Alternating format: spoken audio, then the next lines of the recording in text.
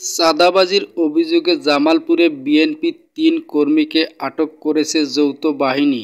শুক্রবার ৭ই মার্চ রাত ৯:৩০টার দিকে সদর উপজেলার মেষ্টা ইউনিয়নের হাজীপুর বাজার থেকে তাদের আটক করা হয়।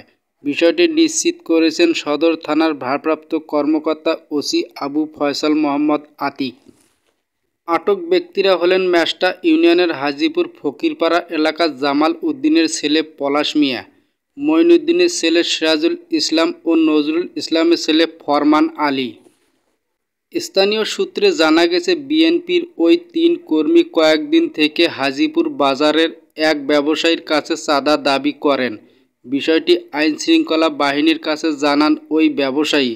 তার অভিযোগের ভিত্তিতে অভিযান চালিয়ে ওই ৩ জনকে আটক করে যৌথ বাহিনী।